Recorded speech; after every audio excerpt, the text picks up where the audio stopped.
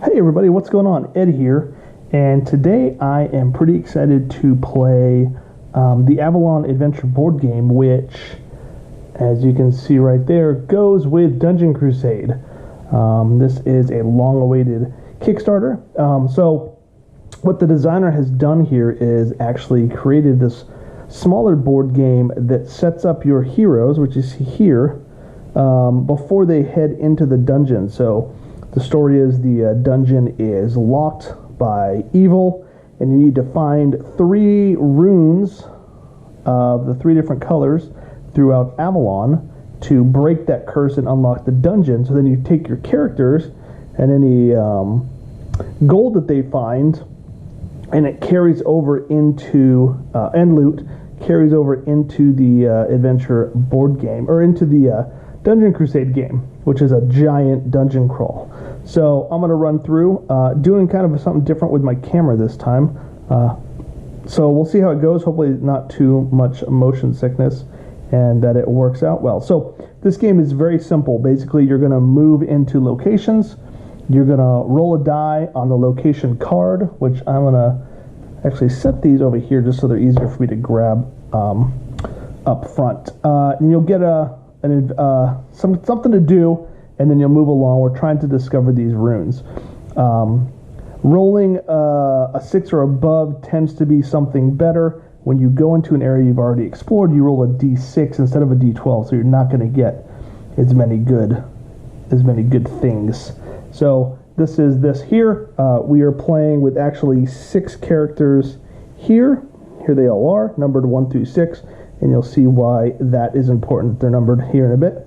My custom dice tower that I actually built for Dungeon Crusade, with the 3 phases, I'm going to be using it to roll for this game. So, without further ado, let's get started with some Avalon Adventure Board Game. I'm not going to... The beginning story just kind of talks about... I'll leave it for you to read on your own.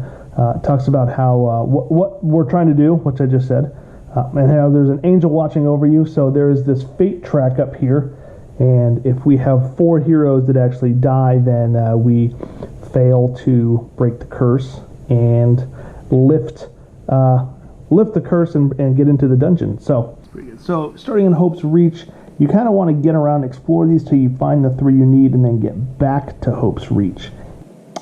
Alright, so to get us started, let's jump right into here where we have a rune to the Dungeon of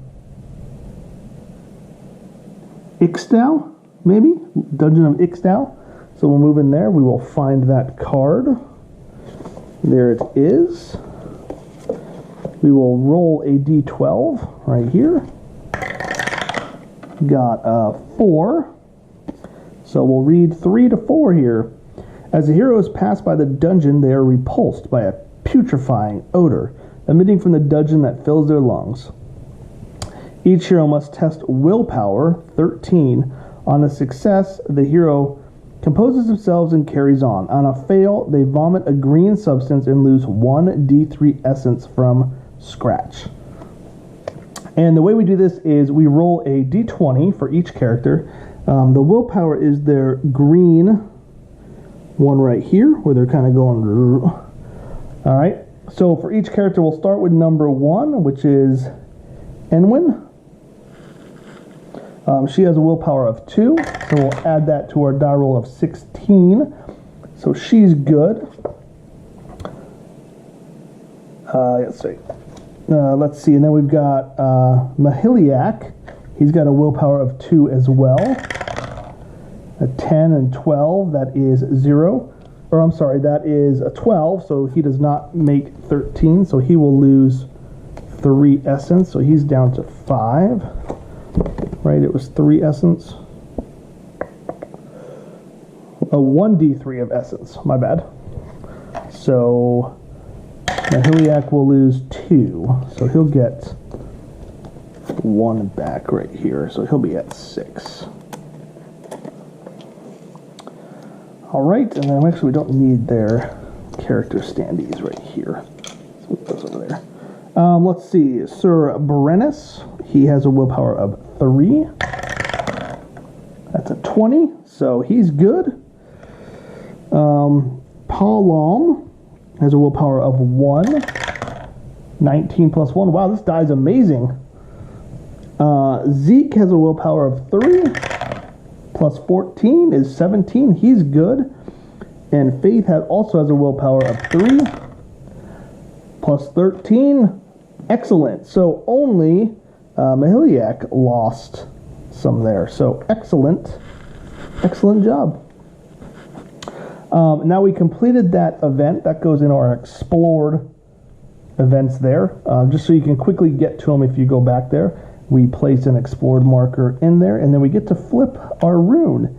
And it is not one of the ones we're looking for. It's just a blue one, but you can use these to re-roll a die. So we will keep that handy in case we need to re-roll a die.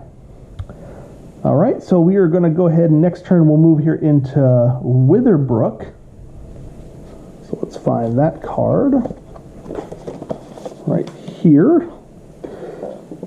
Roll a d12. Where'd my d12 go? Right there. We got a 3. 3 to 4.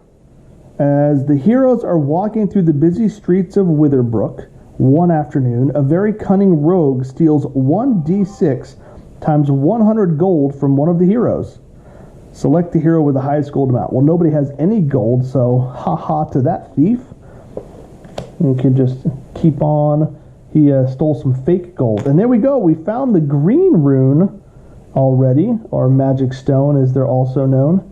So we've got the green one. That is a good start. All right, so we've got an explore token there. We've got the green rune. Nothing exciting happens from getting that rune. Just we've got it, so we can take it back with us. I did look in the rulebook a little bit more, and Roger does explain how to do attribute tests in the Avalon section. So the rulebook is written very, very well. Like many have mentioned, it's a little wordy, but it's pretty easy so far to find exactly what I'm looking for, and explains everything really well. So no complaints there. All right, from here we are going to move into Witherbrook Forest East, where we have another possible. Actually, you know what? Since if you notice, there's 3 green, 3 red, and 3 yellow of these. And they go in the different colors of the board. So since we found the green rune in the green areas, we know that this isn't one of the runes we're looking for. So we can actually skip going there. I think I'll jump over here to Deadwood next. And that's going to be in a yellowish area. So let's... All right, I've got the Deadwood card. We're going to roll a d12. We got a 2. That's probably not good. As the heroes journey toward Deadwood, they enter into a dark area that is quite steep with tall, dense, withered trees surrounding them. Each hero must test Evade. A 14. On a success, the hero notices a goblin footman leaping from the tree to ambush him. They quickly step aside and slay the monster. On a fail, the hero is struck on the head by the goblin and knocked out. Roll 1d4 and 1d3. The result of the d4 is gold taken, and d3 is damage. So we still don't have any gold, so we don't have to roll the d4 in this case. We'll just roll the d3, but we need to test Evade. So let me see which skill Evade is. One here is going to be our Evade. So right here, that's Evade. So we need to test each hero's Evade. So up first will be Enwyn. She has an Evade of 2. She is good. I needed a 14. I got a 15 total. Mahiliak has an Evade of 2. 14. He's good. Sir Brennis also has a 2. An 18. He's good. Palwam has a 2. A 4. So she is going to get hit with 3 damage. Taking her down to 6. Let's see. Zeke has an Evade of 2. 7 plus 2 is 9. Not good enough. So he will take 1 damage. And finally, Faith has an Evade of 2 as well. plus 11 is 13, not quite enough. She will take 2 damage. So there we go, Deadwood's complete. We can flip this rune, and hey, look at that, the yellow one, dang. So we've got two of the 3 already, so that's good. So we'll get really lucky if that is the final one. We don't have to come all the way down here. So that'll be nice. All right, let's move again. Let's jump over here to the runes of Ashenfall. All right, runes of Ashenfall. Let's roll a d12. We got a 3.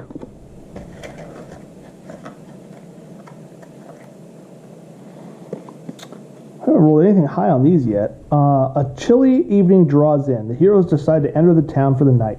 Upon entering, they make their way northeast to a winding stone staircase to make camp on an upper level of the tower. As the heroes are ascending the stairway, a thunderous boom is heard on the next level, followed by a large rolling sound descending on the stairway. To the heroes' dismay, they see a massive stone ball rolling towards them. Each hero must test Evade 11.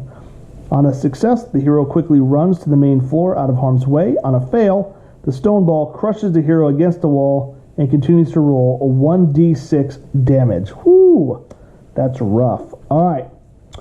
Enwin has... So everyone has an evade of 2, I believe. Right? Okay, so we will do Enwin first. 13, she's good. Meliliac, 20.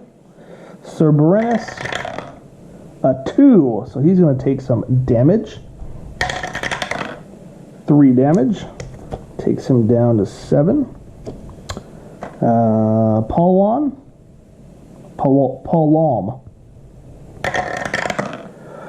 6. Nope. So she's going to take 5 damage, taking her down to 1. Ooh. Zeke, nope. He's going to take 4 damage, taking him down to 3. And finally, Faith. 3 plus 2 is 5, not enough. Faith's going to take 1 damage, taking her down to 6. So we have explored the runes of Ashenfall. Lucky, this will be the red one we're looking for, the Sanctum of Dread. That does not sound good. There we go, the Sanctum of Dread. So let's roll the d12. We got an 8. 8 to 10. As the heroes venture to the second floor of the Sanctum, they head east and discover a gruesome type of laboratory with many dead young women laid out on thick wooden tables and piles of white gowns in the corner. Randomly select a hero and test willpower. Alright, so randomly select a hero. 5, that's going to be Zeke Ultar. We're going to test willpower. He has a plus 3 to willpower. Oh no, we got a 5. On a fail, the hero is disgusted by the room and quickly exits. Man, we had a chance to get some gold there and missed out. But that's okay. We explored it. We're going to flip over this rune. And boom! It is the red one. So, we have all 3 runes. That actually worked out quite nicely. Now, one thing I had been talking to Roger about is these blue runes, you can use them to re-roll a die, right? And I asked if they carry over to Dungeon Crusade, and the initial response was no. And I said, well, that would be kind of cool if they did, because it would give you a reason to maybe go after them when you wouldn't normally, if you can use them in kind of a real dire situation when you're in the dungeon. So I think I'm going to try to collect more of them. So what I'm going to do is I'm going to go up here and then to the Sea of Anguish and come back around this way back into Hope's Reach. I'll leave these down here. Yeah, I think that's what I'll do. So let's go ahead and move to the Sea of Anguish. That is a yellow. So it's not actually the Sea of Anguish I'm looking for. It is the Tower of Kings. That's why I couldn't find the card. So Tower of Kings, here we go. I will have edited out all of me looking for it, so you don't have to laugh at me. So here we go, Tower of Kings. Let's roll on the card. We got a 1. Oh, we got a battle. As the heroes emerge from a wooded area to the east, they find the King of Avalon battling 3 orc archers and 3 orc siege breakers who are attempting to lay siege to the tower. Give each hero 1d6. The orc archers and orc siege breakers have 2 health and a toughness of 4. Assign 1d12 to each orc to keep track of their health. Each hero must combat one of the orcs. It does not matter which one. Each round of combat, a hero rolls 1d6. If the result is equal to or exceeds an orc's toughness, deal 1 damage, and the result is lower than it takes 1 damage. Alright, so let's kind of get this set up here. So, let's see. Each hero gets a d6. Assign 1d12 each to each orc. So, let me grab some d12s. How many orcs are there? 6 total. Alright, so we've got... They each have how much health? 2 health. 1. I don't know if I'm doing this right, but... And those will be the orc archers. Let me read this again. Give each hero a d6. The orc archers and orc siege breakers have 2 health and a toughness of 4. Assign 1d12 to each orc to keep track of their health. Each hero must combat one of the orcs. It does not matter which. Each round of combat, a hero rolls 1d6. If the result is equal to or exceeds the orc's toughness, so I have to roll a 4, 5, or 6, deal 1 damage. If the result is lower, the hero takes 1 damage. Okay.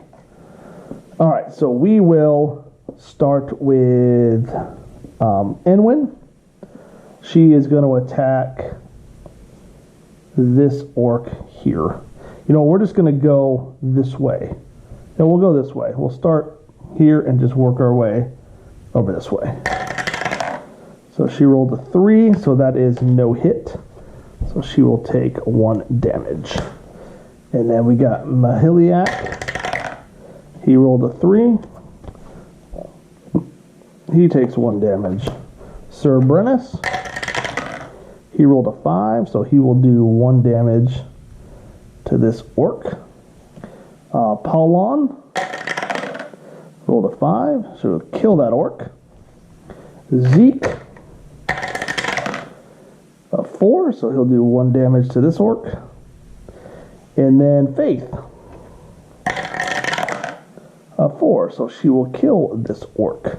And I assume we just keep going like that until one of us are dead. Okay. So we'll start back over to Enwyn.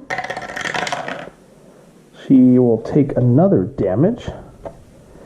Mahiliak, he does some hurting this time. And then we got Sir Brennus. That orc is dead. We got Paulon. Nope. Oh, Paulon has perished. So let me look up what happens real quick with that. Alright, so I move the fate up to the 1. I roll a d3. So she gets... oh, both her clips come off. So she gets 2 health and 2 essence back. And then I basically roll a d12 for each one of those. So for health, she will get another 9, so she will be maxed out. And then for essence, she gets 5, So 5 plus 2 is 7. And I think that's it. So she's dead. We're on to Zeke. So Zeke's going to roll a 4. He does 1 damage here. And then Faith is going to roll. And she takes 1 damage. Hopefully I'm doing this right. We will go back to Enwin. A 2. She takes a damage. Nihiliac. A 1. He will take another damage. Sir Brennus. Oops. A 2. He takes a damage. Man, we are getting wrecked. A 6 from Avalon. So she kills an archer. 1 damage. Okay, I'll make sure I'm not supposed to take the damage equal to how many orcs are out there. That'd be crazy. Zeke's up. He takes a damage. He is down to 2. And then we got Faith. It's a 4. We are back over to Enwin. She takes another damage. Mahiliak. So they're down to 1 orc left. We are on Sir Brennus. Nope. Palon. Yep. 1 more hit. Here we go, Zeke. No. He's down to 1 health. And Faith. 6. All right. There we go. Defeated. Does anything happen? No. That is it. So, explore marker. Take the blue rune. Take the battle board off of here. Don't really need that. And yeah, let's head on over to Ghost Isle. All right, Ghost Isle. We're gonna roll D12. A 1. Battle. As the heroes traverse the cold, desolate, and gloomy isle, they enter into an area where the village of Armor once stood. As they begin to search the burnt remains of the houses and buildings that once stood, they feel the ground start to rumble. As the fog begins to twist and thicken, suddenly, 3 shadow servants and 3 wraiths emanate from the ground surrounding the heroes. Give each hero 1d6. Both the shadow servants and wraiths have 2 health and a toughness of 4. Assign 1d12 to each ghostly entity and keep track of their health. Each hero must combat one of these ghostly entities, if it does not matter which. Each round of combat, a hero kills 1d6 of the results. If the results are equal to the entity's toughness, deal 1 damage. Equal or exceeds. So this is basically the exact same battle, just against some wraiths. So that's unfortunate that those 2 are right next to each other on the map, but that's all right. So we've got another 6, basically another 6 baddies to kill. So I will just do this again. So we can keep track of these. Boom. And 1 more. There we go. So there's the 6. So I'm going to start with Enwin again. We got 1 hit. We're on to Mahiliak. We got 1 dead. Sir Brennus. A miss. He's down to 4 health. Paulon. Nope, she's down to 8. Zeke. No, so Zeke has perished. So we remove his clips. We roll the D3, and the red will be health, and the white will be essence. So basically health is maxed at 8, and essence is 5 plus 2, 7. And the fate goes up 1 more. Oh, not quite as easy as I thought it was going to be. All right, Faith is up. She takes a damage. Back to Enwin. Wow. Mahiliac. Holy cow. Sir Brennis.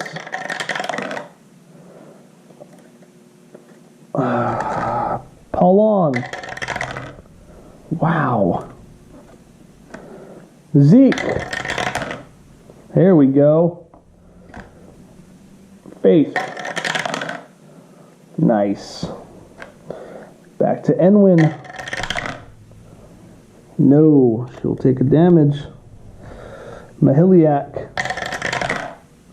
Nope. Sir Brennis. Yes. Paulon. Yes. Zeke. Nope. Faith.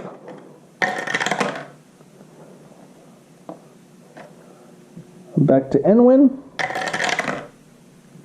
Nope, she's down to 2 health. Mahiliac. It's like third one in a row. Sir Brennis.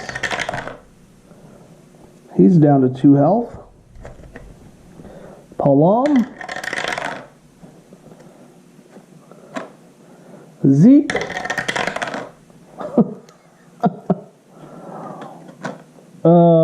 Faith. There we go. We got 2 left. Enwin. Oops. 1 health. Mahiliac.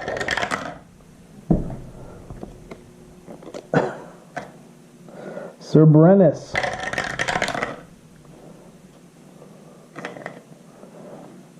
Paulon. Zeke. And come on, Faith, finish him off. No. Come on, Enwin, don't die. Oh no. Enwin has died.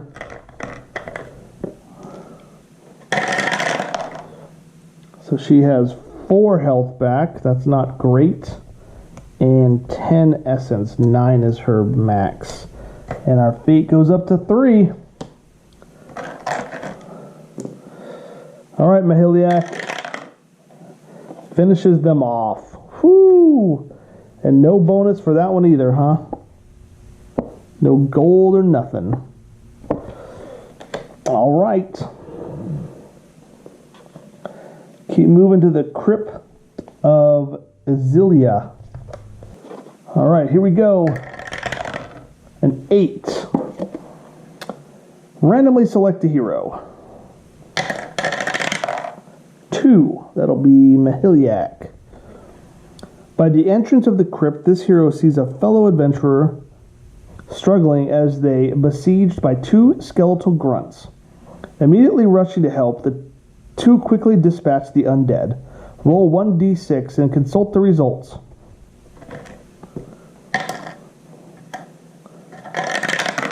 2.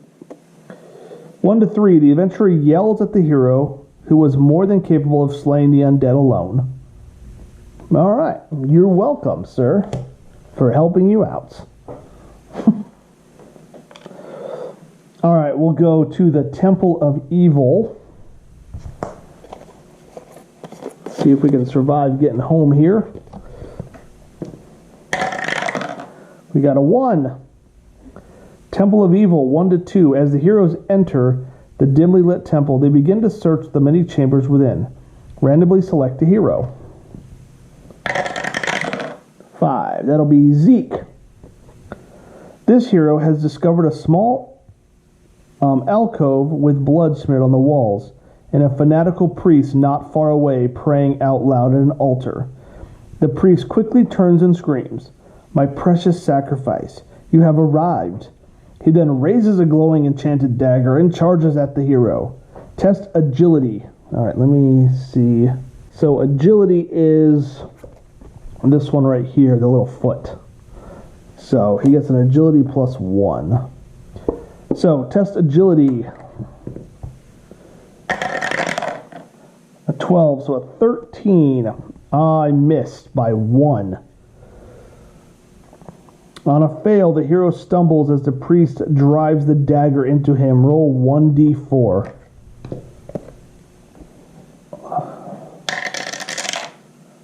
Four. The result is health and essence lost. A fellow hero then quickly enters to slay the priest. So he loses 4 health, putting him at 2, and 4 essence, putting him at 3. I wonder what happens when you run out of essence. I haven't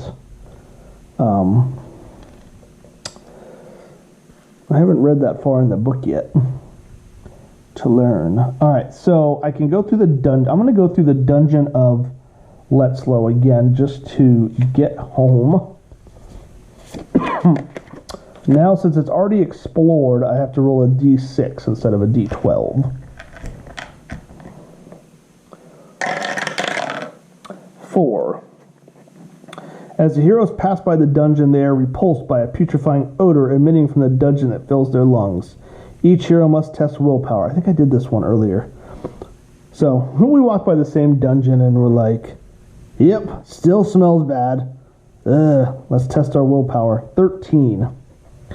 If they fail, they vomit a green substance and lose a 1d3 essence. Okay, so willpower is the little green one. So, Enwin has a +2. And we need a 13. So, nope. So she'll lose 1 essence. Mahiliak has a +2. So he will lose 2 essence.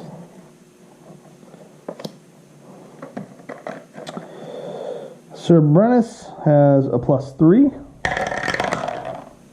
13, that's right on the nose, got it.